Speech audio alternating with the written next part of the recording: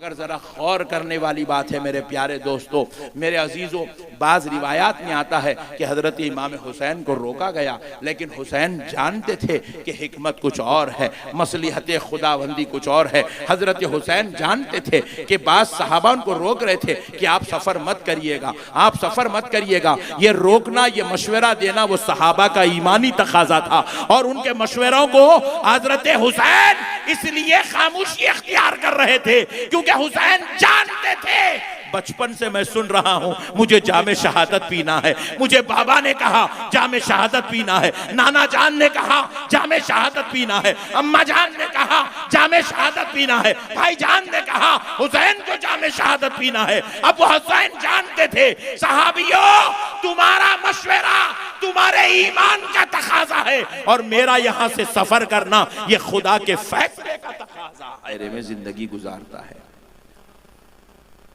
उन्हीं फ़ज़ाइल में से, उन्हीं खुसूसी शान में से एक शान अल्लाह ने जो हज़रत सैयदुना इमाम हुसैन रज़ी अल्लाह ताला अन्हु को अता किया, करोड़ों शान दिया, उनमें से एक शान मैं आपसे अर्ज़ कर रहा हूँ।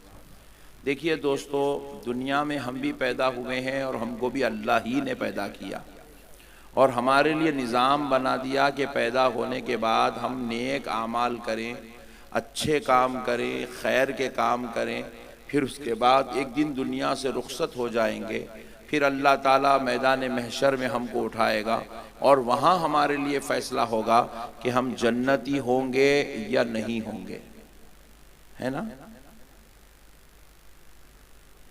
आप मेरे को सुन रहे हैं? अल्लाह का शुक्र है। 2 बजे रात को सुन रहे हैं, बोले तो ये बोलने वालों की नहीं, ये सुनने वालों की करामत है। तो देखिए, तो मरने के बाद महशर में उठेंगे, उसके बाद जजमेंट दिया जाएगा। मालिक यौमिद्दीन फैसला करेगा कि कौन जन्नती है और कौन जन्नती नहीं है। दुनिया में किसी के लिए जन्नती होने का फैसला हो सकता है? ज़रा बोलिए। बंगाल के किसी मौलाना साहब के लिए या हिंदुस्तान के किसी पीर साहब के लिए? दुनिया में कोई मुरीद अपने पीर साहब के नाम के साथ हजरत फुला बिन फुला, फुला बिन फुला, खादरी, चिश्ती, जन्नती बोल के नहीं लिख सकता। लिख सकता? खादरी लिखेगा, चिश्ती लिखेगा, सोहरवर्दी लिखेगा, नक्शबंदी लिखेगा, शाजली लिखेगा, रिफाई लिखेगा, लेकिन याद रखे जन्नती नहीं लिखेगा, क्योंकि जन्नती होने का फैसला महशर में किया जाएगा। और ये फैसला कोई मौलवी साहब या पीर साहब या मुरीद साहब या शागिर्द साहब नहीं करेंगे, ये फैसला खालिक़ कायनात रब्बे जुल जलाल फरमाएगा। लेकिन कुर्बान जाओ मेरे हुसैन के, उनके रब ने उनको क्या शान देकर पैदा किया है। अरे जब वो दुनिया में तशरीफ लाए हैं तो उनको दुनिया में नाम बाद में रखा गया, जन्नती जवानों का सरदार पहले बोला गया। जन्नती जवानों का सरदार, जरा बोलिए ना, पहले बोला गया। जरा गौर करिए दोस्तों, ये बड़े ताज्जुब की बात है। ऐ परवरदिगार आलम, हम सब के लिए फैसला महशर में किया जाएगा कि जन्नती कौन है, लेकिन मौला तेरी रहमत के सदक़े जाएं, तू महबूब के महबूब को भेज रहा है, तो महबूब के महबूब से नमाज बाद में पढ़वा रहा है, रोजा बाद में रखवा रहा है, ज़कात बाद में अदा हो रही है, आमाल सालिहा बाद में हो रहे हैं। जन्नती जवानों के सरदार होने का ऐलान पहले हो रहा है। मेरे दोस्तों, कुर्बान जाओ अहले बैत के मकाम पर, उनकी शान और उनकी अजमत पर। अच्छा, और एक मसला सुनो, ये रसूल अल्लाह सल्लल्लाहु अलैहि वसल्लम ने भी अपने खुद्दाम को, अपने गुलामों को जन्नत की खुशखबरी सुनाई है। कहा अबू बकर तुम जन्नती हो, उमर तुम जन्नती हो, उस्मान तुम जन्नती हो, अली तुम जन्नती हो, साद बिन अबी वक्कास तुम जन्नती हो, तलहा तुम जन्नती हो, जुबैर तुम जन्नती हो, अबू उबैदा बिन जराह तुम जन्नती हो। मेरे दोस्तों, जरा कुर्बान जाओ, अशरे मुबशरा को जन्नत की खुशखबरी आमिना का लाल सुना रहा है, और अहले बैते पाक को नबी नहीं बल्कि नबी के जरिए खालिक़े कायनात सुना रहा है। रब्बे जुल जलाल सुना रहा है कि मेरे मुस्तफा फरिश्ते को भेजा जा रहा है। तिरमिजी शरीफ की हदीस है, एक फरिश्ता दरबारे मुस्तफा में आता है और आकर हबीब पाक अलैहिस्सलाम को सलाम अर्ज करता है। उस वक्त हजरत हुज़ैफा दरबारे मुस्तफा में मौजूद होते हैं। हजरत नबी पाक अलैहिस्सलाम पूछते हैं, हुज़ैफा जानते हो तुम्हारे और मेरे अलावा आज मजलिस में कौन है? कहा या रसूल अल्लाह, अल्लाह और उसके रसूल बेहतर जानते हैं। तो सुनो, इन्ना हादा मलकुन, ये जो सलाम की आवाज आ रही है, ये जो सलाम का नजराना पेश कर रहा है, सुनो ये एक फरिश्ता है, ये एक फरिश्ता है। और ये फरिश्ता यहाँ क्यों आया है? वही बशीरनी, ये मुझे खुशखबरी सुनाने आया है। किस बात की खुशखबरी सुनाने आया है या क्या खुशखबरी देना चाहता है? और सुनो, ये अपनी मर्जी से नहीं आया है, इस्तअज़ना रब्बहू, ये अपने रब से इजाजत लेकर आया है। ये क्या खुशखबरी सुनाने आया है? ये किस बात की इजाजत लेकर आया है? तो हजरत नबी पाक अलैहिस्सलाम कहते हैं, ऐ हुज़ैफा सुनो, ये फरिश्ता कह रहा है, इन्नल हसना हुसैना सय्यदा शबाबी अहलिल जन्ना व फातिमा सय्यदतुन निसाई अहलिल जन्ना। ये मुझे खुशखबरी सुनाने आया है कि हसन और हुसैन जन्नती जवानों के सरदार है और फातिमा जन्नती औरतों की सरदार है। अल्लाह ये खुशखबरी दे रहा है प्यारे मुस्तफा के जरिए। मेरे प्यारे दोस्तों, इनके जन्नती होने का फैसला रब्बे जुल जलाल ने फरमाया है। कहा है कि ये हसन और हुसैन जन्नती जवानों के सरदार है, फातिमा जन्नती औरतों की सरदार है। मेरे प्यारे दोस्तों, अब जरा गौर करो, हम सोचने लगे ए अल्लाह, सबको जन्नत मिलती है अमल करने के बाद, और या इनसे अमल बाद में करवाया जा रहा है। और हजरत इमाम हुसैन कोई मामूली जातो शख्सियत का नाम नहीं है, एक ऐसे आबिद और जाहिद का नाम है जो रात में 1000 रकात नमाज पढ़ते थे और दिन में 1000 रकात नमाज पढ़ते थे। ऐसे आबिदो जाहिद का नाम इमाम हुसैन है, बल्कि ज़ुहदो तक़वा जिनके घर से जन्म लेता है, जबकि आमाल सालिहा जिनके घर से जन्म लेती है, उस मंबए आमाल सालिहा, उस मंबए ज़ुहदो तक़वा का नाम इमाम हुसैन है। मगर जरा गौर करो दोस्तों, हमने कहा ए अल्लाह, सबको पहले अमल करवाता है फिर बाद में जन्नत देता है, मगर ये क्या बात हो रही है? इनको तू सिर्फ जन्नती नहीं कह रहा है बल्कि जन्नती जवानों का सरदार कह रहा है और अमल बाद में करवा रहा है। मौला ये बात क्या है? तो बारगाह इलाही से जवाब आया, बंदो सुनो कि जन्नती वो नहीं हो सकता जो गलती पर होता है। जन्नती वो नहीं हो सकता जो गलती पर होता है, जन्नती वो नहीं हो सकता जो खता पर होता है, जन्नती वो नहीं हो सकता जिससे कुछ जो है गुनाह होता है। इसीलिए मैं पहले मेरे बंदे महबूब के बारे में ये ऐलान करवा रहा हूं कि ये सिर्फ जन्नती नहीं बल्कि जन्नती जवानों का सरदार है, ताकि क़यामत तक आने वाले ये जान ले, जब जब तुम मेरे हुसैन के ताल्लुक से गलत कलाम सुनोगे तो समझ लेना गलती पर कोई और हो सकता है, हुसैन कभी गलती पर नहीं हो सकता। वाह वाह वाह वाह, हुसैन कभी गलती पर नहीं हो सकता है, क्योंकि हुसैन जन्नती जवानों का सरदार है। जब गलती करने वाला जन्नत में नहीं जा सकता तो जन्नती जवानों का सरदार कैसे गलती कर सकता है? इसीलिए प्यारे दोस्तों, हजरत इमाम हुसैन करबला को गए, अल्लाह की कसम गलती पर नहीं थे। बस जाहिलों ने कहा कि भाई करबला को जाने की क्या जरूरत थी, नहीं जाते तो इतना बड़ा मारे का होता नहीं था, इतना टेंशन होता नहीं था, खानदान नबूवत के शहजादे सलामत रहते थे, दीन चलता था। ये जो जाहिलों की जो बोली है ना, ये हराम के निवाले खाने के बाद ऐसे अल्फाज बाहर निकलते। इनका चंदा खा गए, उनका मार के खा गए, उनके रियाला खा गए, उनके डॉलर खा गए, तो ऐसी हराम की बोली जुबान से निकलती। फातिहा का हलवा खाए तो ऐसी बोली नहीं निकलती। मसले को समझा? बोल रहा भाई, अरे भाई तू कौन रे हौले तू अपने बाप के फैसले को नहीं मान सकता, नहीं समझ सकता कि मेरे बाबा मिले कहीं को, मैं पैदा हुआ कहीं को। जो अपने बाप के फैसले को डिसीजन को जो है समझ नहीं सका अब तक, वो हुसैन के फैसले को क्या मट्ठी समझेगा। वाह क्या बात। हुसैन करबला गए थे, खुदा की कसम उसमें करोड़ों हिकमतें हैं। हुसैन करबला क्यों गए, पहले एक मसला ये भी समझ लीजिए। देखो मैं आपसे सवाल कर रहा हूं, आप रह रहे सिल्लीगुड़ी में, मिसाल देने बोल रहा हूं। आपकी एक जमीन है बागडोगरा में जिसकी कीमत है 2 करोड़ रुपए। आपको कल सुबह फोन आया कि वो बागडोगरा में जो आपकी जमीन है उसके ऊपर 4 गुंडे बैठे गए, बोल रहे कब्जा।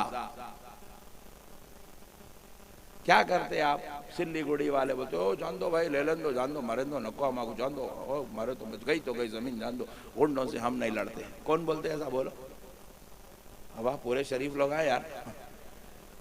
आप क्या करते? जैसे ही फोन आया आप भी फोन उठा के पूरे सिल्लीगुड़ी के गुंडों को जमा करते, बोलते पट्टे वहां 4 रहेगा तो मैं 16 लेके आता हूं, बोलते। बात समझ में आई? नहीं आई? अब आप क्या करते? 2 फॉर्च्यूनर मंगाते ताकि गुंडों पे असर भी अच्छा पड़ना। देखा तो उन्हें समझ में आ जाना कि शेर को ये 1.25 शेर है नहीं। फिर उसके बाद आप तगड़े गुंडों को, पट्टों को फिर साथ में लटा नहीं, उन्हें लट लेके आ तो आप गन लेके जाते। बीच में उन्हें पूछा साहब गन चला दूंगा, अरे तू जो होता होने दे, मैं देख लूंगा। कहाँ पैसे खिलाना है, कैसा सेटिंग करना है वो मैं करूंगा। ममता बनर्जी तक अपनी पहुंच है। बात समझ में आई? तुम्हारी 2 करोड़ की जमीन बचाने के लिए तुम जिंदगियों को दांव पे लगाने तैयार है, तुम खून की होली खेलने तैयार है, तुम जान लेने भी तैयार है, जान देने भी तैयार है। मेरा हुसैन वहां अपनी जमीन बचाने नहीं गया था, वाह। मेरा हुसैन वहां अपना खानदान बचाने नहीं गया था, मेरा हुसैन जायदाद बचाने नहीं गया था, मेरा हुसैन वहां पर अपनी औलाद को बचाने नहीं गया था। अरे मेरा हुसैन मदीने से निकलकर करबला को नाना का दीन बचाने गया है। नारे तकबीर, नारे रिसालत, या हुसैन, या हुसैन, या हुसैन। तुम्हारी 2 करोड़ की जमीन तुम नहीं छोड़ सकते तो मेरा हुसैन मुस्तफा का दीन कैसे छोड़ सकता है? मेरा हुसैन रब का दीन कैसे छोड़ सकता है? मेरा हुसैन कुरान की बेअदबी को कैसे छोड़ सकता है? मेरा हुसैन इस्लाम की जो वहां पर खुराफात इस्लाम में पैदा हो रहे थे उन शरारतों को कैसे खामोश हो सकता है? अरे जब तुम अपनी जमीन नहीं छोड़ सकते तो मेरा हुसैन, वो हुसैन जिसके नाना का दीन खुदा का दिया हुआ दीन है, जिसके नाना को अल्लाह ने क़यामत तक के लिए पैगंबरे आखिरुज़्ज़मा बनाकर भेजा है, उस दीन को हुसैन मिटने कैसे दे सकता है? अच्छा और एक मसला सुनो, तुम्हारी जमीन है बागडोगरा में, गुंडे बैठे बागडोगरा में कब्जा करने के लिए, और तुम यहाँ बैठ के बोल रहे हैं कि भाई जरा बचा लो, भाई बचा लो, भाई बचा लो। तुम बागडोगरा जाते नहीं, जमीन बचाते नहीं, खाली यहाँ बैठ के मीटिंगा करे तो जमीन बचती। जोर से बोलो। लोग यही बोले मदीने में रहना था, करबला कहीं को। अबे बेवकूफ, दिन पे हमला करबला में हो रहा था, मदीने में नहीं हो रहा था। मदीने में तो अमन था, मदीने में सलामती थी, मदीने में तो सहबा का गहवारा था, मदीने में तो ताबईयों की राजधानी थी। इसीलिए हजरत हुसैन ने देखा मदीने में तो सुकून है, मक्के में अमन है। इख्तिलाफ कूफा में हो रहा है, इख्तिलाफ इराक में हो रहा है, इख्तिलाफ मुल्क शाम में हो रहा है, क्योंकि वहां पर यजीद अपनी शरारतों की जाल बिछाकर 1 2 नहीं 25 50 नहीं हजारों लाखों मुसलमानों के ईमान को तबाह कर चुका है। अरे फिर ऐसे ऐसे लोगों को अपने शर में मुबतला कर लिया कि किसी के वालिद सहाबी थे, किसी के वालिद मुत्तकी थे, किसी के वालिद आशिक रसूल थे, किसी के वालिद नबी के जानिसार थे। वो ऐसे अजीमुल मर्तबत हस्तियों की नस्लों को यजीद अपनी शरारत में मुबतला कर चुका था। तो सोचो जब बड़े बड़ों के बच्चों के साथ ये फितना इतना फैल गया तो आम लोगों का हशर क्या हो रहा था होगा, आम लोगों के साथ क्या जुल्म ज्यादती, कितनी फितनेबाजियां चल रही थी, क्योंकि यजीद तमाम गुनाहों के दरवाजे खोल चुका था। यजीद ऐलान कर चुका था कि तुम्हें आजादी दी जाती है कि जिस तरह चाहो जिंदगी गुजारो, तुम्हें नमाज छोड़ने पर सवाल नहीं किया जाएगा, जिना करने पर तुम्हारी गिरफ्त नहीं की जाएगी, शराब नोशी पर तुम्हारी तंबी नहीं की जाएगी, हर बुरे काम के ऊपर तुमसे सवाल नहीं किया जाएगा, और हर अच्छे काम को तुम्हें इजाजत है, मगर हर बुरे काम की भी तुम्हें इजाजत है। मगर जरा सोचो दोस्तों, जिसने दीन की धज्जियां उड़ाया, और ये वाकया हुजूर के 400 साल के बाद नहीं हो रहा था, रसूल अल्लाह के पर्दा फरमाने के 300 साल बाद नहीं हो रहा था, हुजूर के पर्दा फरमाने के सिर्फ 50 साल के बाद हो रहा था। कितने साल बाद? जोर से बोलिए। हुजूर दुनिया से रुखसत हुए 50 साल के बाद यजीद नाम का फितना जन्म लिया। और फिर गौर से सुनिए, प्यारे रसूल के बाद 30 साल तक खुलफाए राशिदीन की खिलाफत दौर चला। हजरत अबू बकर, हजरत उमर, हजरत उस्मान, हजरत अली और हजरत इमाम हसन, ये अजीमुल मर्तबत हस्तियों ने मसनद खिलाफत को संभाला। इस्लाम की बागडोर इनके हाथ में थी, और इस्लाम उस वक्त खाली मदीने में नहीं था, उस वक्त इस्लाम 22 लाख मुरब्बे मील तक फैल चुका था।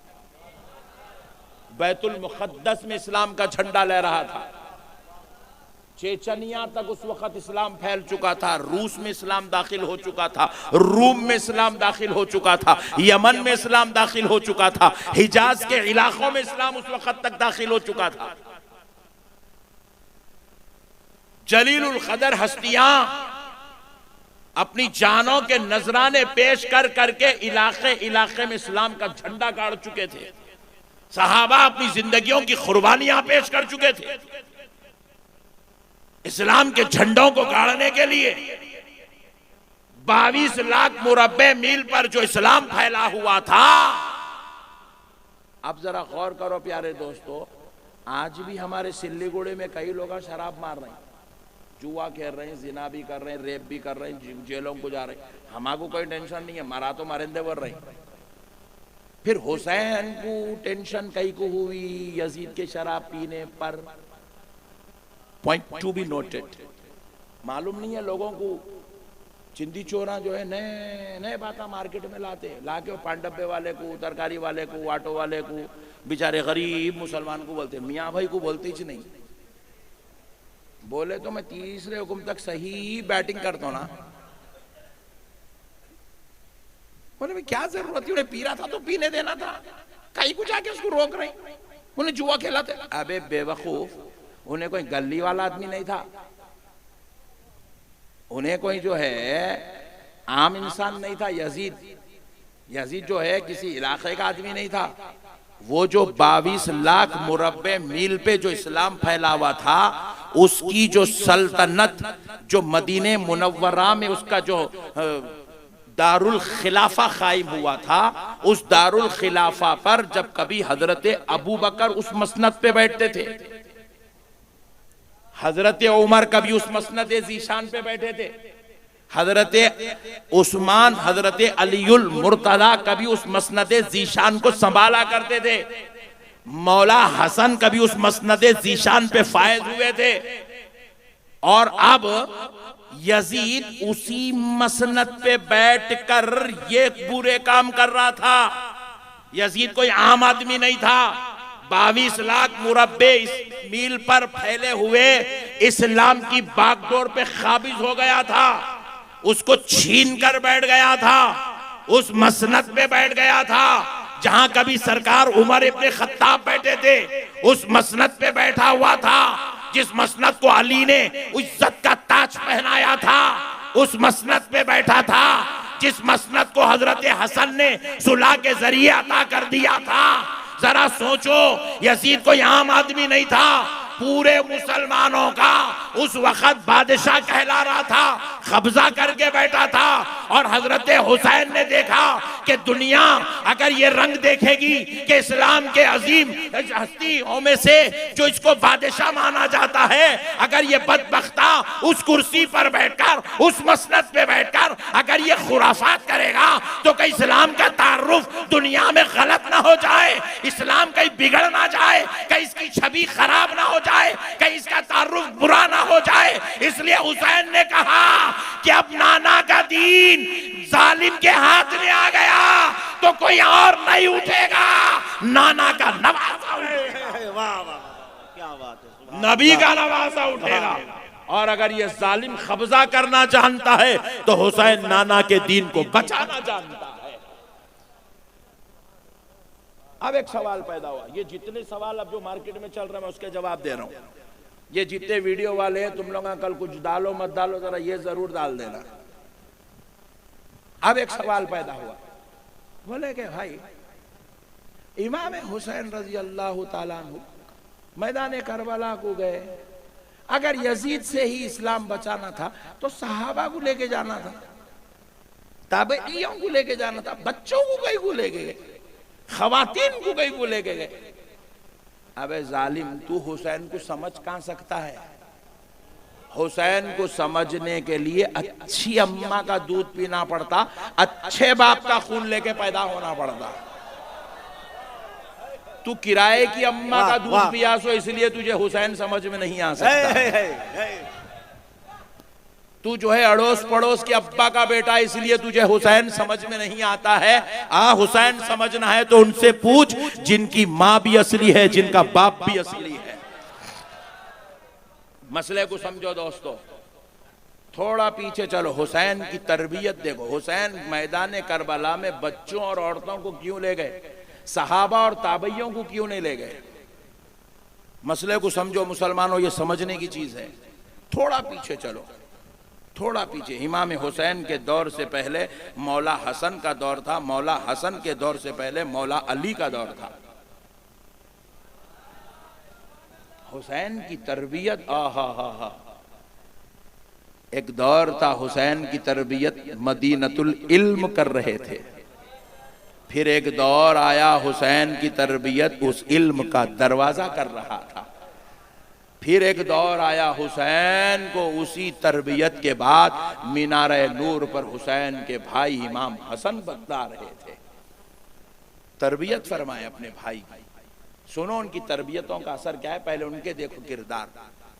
आपको मालूम है कि मुसलमानों का जब खिलाफत का दौर शुरू हुआ, रसूल अल्लाह सल्लल्लाहु अलैहि वसल्लम के दुनिया से रुखसत होने के बाद मुसलमानों के पहले खलीफा हुए सैयदुना अबू बकर सिद्दीक रज़ी अल्लाह ताला अन्हु। तो हजरत अबू बकर का जब दौर खिलाफत था तो मुसलमानों की खिलाफत किस शहर से होती थी? मदीनतुल मुनव्वरा। आज हिंदुस्तान की हुकूमत कौन से शहर से चलती है?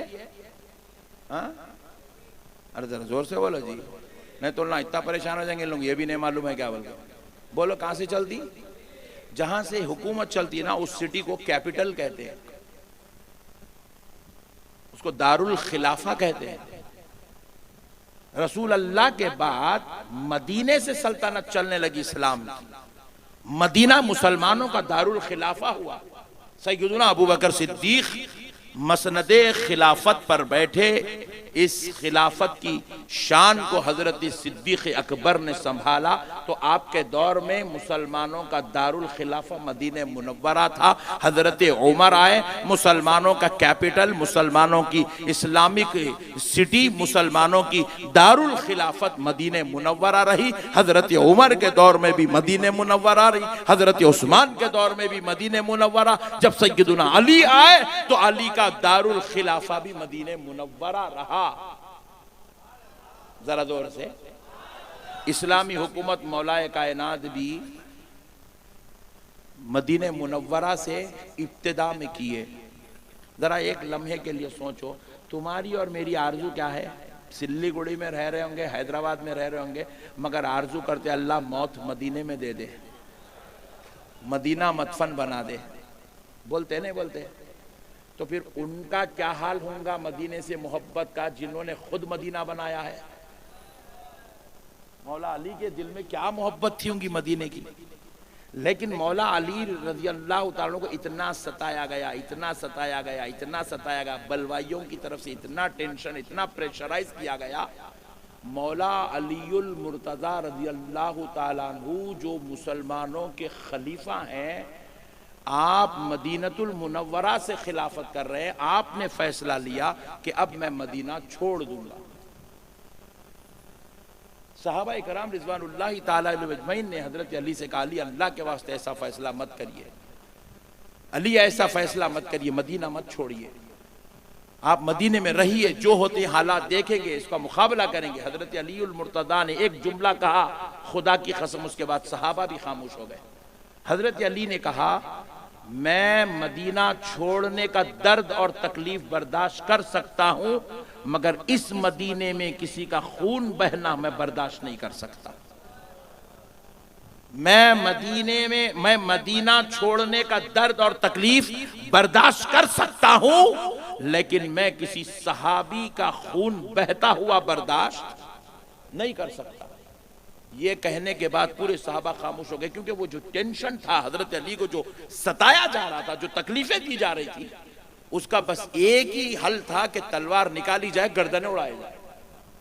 और मौलाए कायनात नहीं चाहते थे कि किसी का कत्ल हो, किसी का खून बहाया जाए। ऑलरेडी 2 जंगें हो चुकी थी, जंगे जमल, जंगे सिफीन। हजरत अली नहीं चाहते थे कि फिर कोई तीसरी जंग हो और फिर जलीलुल कदर हस्तियों का खून बहे। हजरत अली ने मदीने मुनव्वरा छोड़ दिया, छोड़ के आप कूफा गए और कूफा में दारुल खिलाफत बनाए। अब इस्लामी सल्तनत मदीने से नहीं, कूफा से चलने लगी। हजरत मौलाए कायनात कूफा से खिलाफत का जो है सिलसिला आप जारी रखे। अब जरा गौर कीजिएगा, हजरत इमाम हुसैन को मौला अली दर्ज दे रहे हैं, बेटा मदीना भी छोड़ना पड़े तो छोड़ दो, मगर किसी की जान जाने मत दो, जानों का एहतराम करो। ये तरबियत थी हजरत मौला अली की, जो अपने बेटे हुसैन को दिए थे। और भाई सैयदुना हसन रज़ी अल्लाह ताला अन्हु का दौर आया, फिर से इख्तिलाफात उरूज पे जाने लगे, टेंशन, मुसीबतों के बाजार गर्म होने लगे। तो हजरत इमाम हसन ने अपना खिलाफत हजरत अमीर मुआविया को दे दिया, देकर कहा आप इसको संभालिए। लोगों ने कहा हसन आप इसके मुस्तहिक हैं, इस मसनदे ज़ीशान पे आप बैठिए। तो हजरत हसन ने कहा मैं हजरत मुआविया को खिलाफत देना बर्दाश्त तो कर सकता हूं, लेकिन आपसी इख्तिलाफात में किसी मुसलमान, किसी मोमिन, किसी सहाबी, किसी ताबई की जान जाए, मैं ये बर्दाश्त नहीं कर सकता। इसलिए हजरत इमाम हसन ने खिलाफत इस्लामिया को हजरत अमीर मुआविया को सुपुर्द कर दिया, ताकि किसी मोमिन की जान ना जाए। अब ये तरबियत हजरत इमाम हुसैन बाबा से भी सीख रहे हैं, अपने भाईजान से भी सीख रहे हैं। अब वक्त आया मौला हुसैन का। आप याद रखो, इमाम हुसैन जब मदीने से निकले करबला की तरफ, तो दिन के उजालों में नहीं निकले, रात के अंधेरों में निकले। क्योंकि हुसैन जानते थे मैं इतना खानदान लेके जाऊंगा, और मेरे चाहने वाले जब ये देखेंगे कि इमाम हुसैन पूरे खानदान को लेके जा रहे हैं, तो मेरे चाहने वाले 1-2 नहीं, हजारों की तादाद में मेरे पीछे आ जाएंगे। हुसैन जानते थे कि अगर मैं करबला को सहाबा को लेकर जाऊंगा, ताबइयों को लेकर जाऊंगा, तो यजीद के पास 22,000 का लश्कर होगा, मगर मैं 66,000 का लश्कर उसके मुकाबले में खड़ा कर सकता हूं। होगा क्या? बदले में उधर भी कलमा पढ़ने वालों का खून बहेगा, इधर भी कलमा पढ़ने वालों का खून बहेगा। हुसैन ने कहा इस दीन को बचाने के लिए अब किसी के खून की जरूरत नहीं। हुसैन अपना खून दे के खुद दीन मुस्तफा को बचाए। देना पड़े तो अली असगर का खून देगा, मगर हुसैन किसी सहाबी का खून बहने नहीं देगा। देना पड़े तो जवान 18 साल के अली अकबर का खून बहाएगा, मगर किसी ताबई का खून नहीं देगा। अगर देना पड़े जालिमों के जुल्म की ठंडक को ठंडक पहुंचाना पड़े, तो खानदान नबूवत की शहजादियों को कैदी बना देगा, मगर किसी सहाबी की बेटी को यतीम और बेवा होने हुसैन नहीं देगा। यह फैसला था मौला हुसैन का। सहाबा की जान बचाने के लिए सहाबा को नहीं ले गए, ताबइयों की जान बचाने के लिए ताबइयों को नहीं ले गए, क्योंकि हुसैन जानते थे करबला में हम जान देंगे दीन बचाने के लिए। सहाबा और ताबइयों को छोड़ रहे हैं दीन चलाने के लिए। इमाम हुसैन रजी अल्लाह ताला अन्हु दिन में नहीं निकले, दिन में भी निकलते। अजी 1400 साल बाद दीवानों का ये हाल है तो उस वक्त के दीवानों का आलम क्या था होगा। दिन में भी निकलते तो हजारों का लश्कर हुसैन के पीछे होता। हुसैन ने देखा इशा की नमाज हो गई, सारे सहाबा ताबईन अपने घर को पहुंच गए और पहुंच के आराम कर रहे हैं, चिराग सबके घर बुझ चुके। हुसैन उस वक्त अपने घर से निकले, नाना जान रसूल अल्लाह के मज़ार अक़दस पे तशरीफ लाए, नाना जान की मज़ार को बोसा दिए, रसूल अल्लाह से दुआओं की गुजारिश करे। रसूल अल्लाह से हज़रत इमाम हुसैन ने कहा, नाना जान अब मैं जा रहा हूँ दीन मुस्तफ़ा की हिफाजत के लिए, दुआ फरमाइए कि हुसैन हर मैदान में साबित कदम रहे। रसूल अल्लाह की दुआओं को, अम्मा जान सैयदा फ़ातिमतुज़ ज़हरा की दुआओं को, भाई हसन की दुआओं को लेकर हज़रत इमाम हुसैन उनकी ज़ियारतें, उनकी कदम बोसियाँ करके वहाँ से निकले और अब रात के अंधेरे में करबला गए। मेरे दोस्तों, इधर कौम को इत्तला होती उस वक़्त तक हुसैन काफ़ी बड़ा रास्ता तय कर चुके थे, किधर गए हैं किसी को खबर नहीं थी। मगर ज़रा गौर करने वाली बात है मेरे प्यारे दोस्तों, मेरे अजीज़ों, बाज़ रिवायात में आता है कि हज़रत इमाम हुसैन को रोका गया, लेकिन हुसैन जानते थे कि हिकमत कुछ और है, मसलिहत खुदाबंदी कुछ और है। हजरत हुसैन जानते थे कि बाज़ सहाबा उनको रोक रहे थे कि आप सफर मत करिएगा, आप सफर मत करिएगा। ये रोकना, ये मशवरा देना वो सहाबा का ईमानी तकाजा था और उनके मशवरों को हजरत हुसैन इसलिए खामोशी इख्तियार कर रहे थे क्योंकि हुसैन जानते थे बचपन से मैं सुन रहा हूं मुझे जामे शहादत पीना है। मुझे बाबा ने कहा जामे शहादत पीना है, नाना जान ने कहा जामे शहादत पीना है, अम्मा जान ने कहा जामे शहादत पीना है, भाई जान ने कहा हुसैन को जामे शहादत पीना है। अब वो हुसैन जानते थे सहाबियों तुम्हारा मशवरा तुम्हारे ईमान का तकाजा है और मेरा यहां से सफर करना ये खुदा के फैसले का तकाजा है, ये मसलिहत खुदाबंदी है, ये हिकमत खुदाबंदी है। हुसैन को मदीने में रुकने के लिए पैदा नहीं किया गया, करबला में जामे शहादत पीने के लिए पैदा किया गया है। ये फैसले पहले से हो गए मेरे भाई, ये डिसीजन पहले से हो गया। ये रसूल अल्लाह के गोद में बैठे हुए आसमानों से जिब्रील जो है इनके लिए जोड़े ले आए। एक तरफ रसूल अल्लाह की मांडी में रसूल अल्लाह के बेटे बैठे हुए, दूसरी तरफ रसूल अल्लाह की मांडी पे इमाम हुसैन बैठे हुए। रसूल पाक अलैहिस्सलाम ने इमाम हुसैन के लिए शहादत वाला लिबास पसंद फरमाया। इनको बचपन से तालीम दी जा रही है, तुमको शहीद होना है, तुमको शहीद होना है, तुमको शहीद होना है। मेरे प्यारे दोस्तों, तारीख अपनी जगह मुसल्लम है, अल्लाह की कसम, लेकिन हिकमत अपनी जगह मुसल्लम है, ये समझने की जरूरत है। फिर उसके बाद अब आप जरा गौर कीजिएगा, लोगों को मालूम नहीं है, लोग यजीद को जो है बहुत अच्छा समझते। देखो बाज बदमाश लोग रहते, शैतानी सिफत के रहते, बहुत शैतानी सिफत रहते, शराब पीते, जुआ खेलते, रेप करते, बीवियों को मारते, सब करते, मगर उन्हें बाज अच्छे काम भी करता। क्या करता उन्हें? मिलादुल नबी का जलसा हो रहा 10,000 रुपये दे देता। हम लोग शरीफ लोग क्या करते, फुला सेठ अल्हम्दुलिल्लाह 10,000 दिए बोल के ऐलान करते, मगर सेठ की बीवी को पूछे तो मालूम होता है ना कितना खतरनाक है। सेठ के बच्चों को पूछे तो मालूम होता है ना कहां से ड्रिंक मार के आ रहा।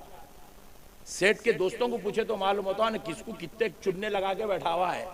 हमको क्या होता है, एक अमल अच्छा दिखा तो ये बाजू वालों को भी क्या हुआ, यजीद की सीरत पढ़े तो यजीद के बारे में छोड़े अच्छे चीजें दिखे, इन इसको ले लेके यजीद ऐसा है, फुला किताब में लिखा यजीद ऐसा है, फुला किताब है। बेवकूफ गधे, पूरे घड़े में दूध है, दूध ही है, वो पीने का ही है, मगर उसमें लेंडी डाले तो पीता।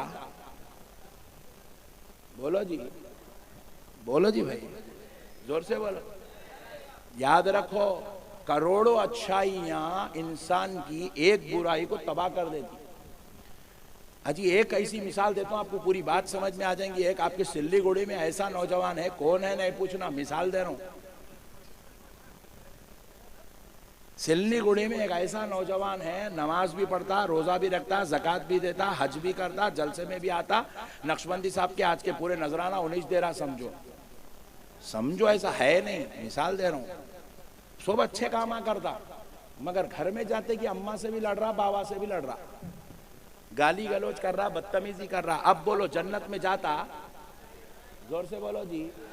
अजी जो पैदा करके दूध पिलाए वो अम्मा के खिलाफ बोलने वाला जन्नत में नहीं जाता। नमाज पढ़ के माँ बाप के खिलाफ करके रोजे रख के जन्नत में नहीं जा सकते, माँ बाप की खिलाफ वर्जी करके हज करके जन्नत में नहीं जा सकते, जलसे करा के जन्नत में नहीं जा सकते। रसूल अल्लाह के खानदान को कत्ल करके हुकूमत करके जन्नत में जाता। बोलो मेरे भाई, यजीद का तारुफ नहीं है दीवानों को, क्या कि वो किताब में लिखा हुआ फुला दलील है, फुला किताब में यजीद अच्छा इंसान था। क्या करता रहे? बोले अच्छाई लेके, उसकी अच्छाइयों के साथ उसकी खतरनाक बुराइयां भी देख। आपको एक बात बताऊं तो आप ताज्जुब में पड़ जाएंगे। यजीद का असली तारुफ वाक़े करबला के बाद यजीद के खिलाफ मदीने मुनव्वरा में एहतजाज शुरू हुआ। अपने पास भी नहीं होता, गवर्नमेंट बीजेपी के खिलाफ एहतजाज करते नहीं करते। क्या करती बीजेपी आके? क्या करती? थोड़ा बहुत घड़ा तोड़ लेके जाके जेलों में डाल देती इतना। मगर यजीद क्या करा मालूम? यजीद के खिलाफ मदीने में एहतजाज हुआ। जैसे ही एहतजाज हुआ तो यजीद मदीने के गवर्नर को ऑर्डर दिया कि मैं यहां से फौज भेज रहा हूं, वो पूरे मदीने वालों को पनिशमेंट दो, सजा दो, उनको कोड़े मारो और मदीने को 3 दिन के लिए पूरी फौज के ऊपर हलाल कर दो। मदीने के खवातीन बच्चों के ऊपर फौज को छोड़ दिया गया, मर्दों को अलग करके कुंवारी बच्चियों के साथ यजीद की फौज जिना करी, रेप करी। जब फौज वापस हुई कुछ महीनों के बाद, मदीने की 3000 लड़कियां प्रेग्नेंट हो चुकी। मदीने की ऐसे मनहूस जालिम इंसान का नाम यजीद है। लोग उसको जन्नती, अरे हौला होगा क्या? अरे सोबपुर है, अरे गौसे आजम बोले तो नहीं बोलता हूँ बोल रहा, गरीब नवाज बोले तो नहीं बोलता हूँ बोल रहा, अरे बुजुर्ग है बंदा नवाज बोले नहीं बोलता हूँ बोल रहा, अरे उनको बोल मौलाए कायनात नहीं बोलता बोल रहा। सबको आजाद अदब करने तैयार नहीं है। उनको अब्दुल खादिर जिलानी बोल रहा, उनको मोइनुद्दीन चिश्ती बोल रहा, उनका नाम अदब से लेने तैयार नहीं है, उनका अदब करने तैयार नहीं है। बेवकूफ जितने बड़े बड़े लोग हैं उनकी इज्जत करने तैयार नहीं है, सबके खिलाफ बोल रहा। और जा जाके वो मलऊन को, मरदूद को उसकी खबर में से उठा के लगे हजरत यजीद रहमतुल्लाह अलैह बोल रहा। अरे मैं बोला वाक़े तू किराए का है रे, तू पड़ोसी का है।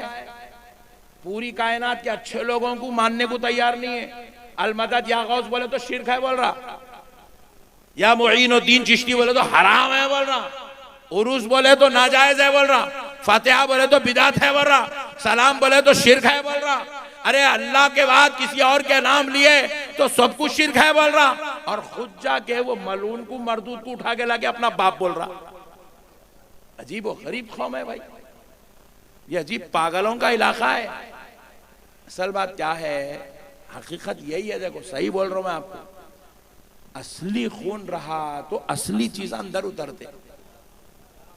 खून पाक होना, खून पाक हुआ तो क्या होता? रसूल पाक समझ में आते। खून पाक हुआ तो क्या होता? अहले बैते पाक समझ में आते। खून पाक हुआ तो क्या होता? कुरान पाक समझ में आता। खून पाक हुआ तो गौसे पाक समझ में आते। खून पाक हुआ तो ख्वाजा पाक समझ में आते। क्या ये पूरा ये पाक होना, इसीलिए अल्लाह ताला क्या बोले, वयुतहिरकुम तत्हीरा। हमने अहले बैत को पाक करके पैदा किया।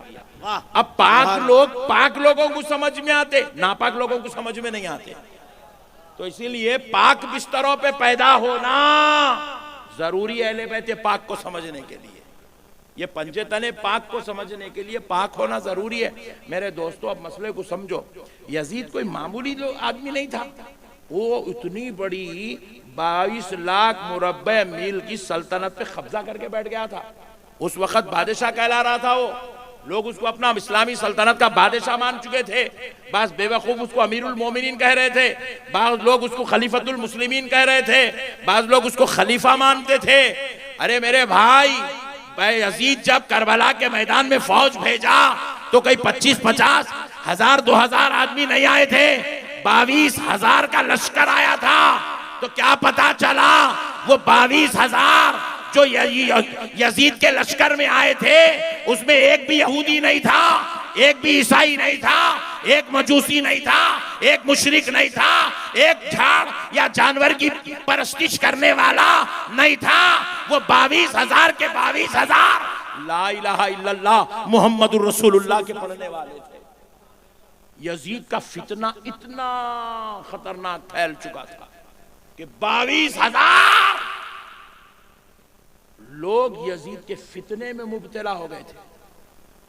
आपको और एक बात बताऊं तो आप ताज्जुब में पड़ जाएंगे। सरकार इमाम हसन की गर्दन पे जो मलऊन शिमर खंजर चलाया, उन्हें हाफिज कुरान था। शिमर हाफिज कुरान था। और इब्ने जियाद, आपको बता दूं, इब्ने जियाद कोई गैर नहीं था। इमाम हुसैन को कत्ल करने के लिए कोई जॉर्डन से, अमेरिका से, जो है इजराइल से किसी किराए के गुंडे को नहीं बुलाया गया। कौन था इब्ने जियाद? सुनेंगे तो आप ताज्जुब में पड़ जाएंगे। इब्ने जियाद को पूरे मारिके करबला का जिम्मेदार बना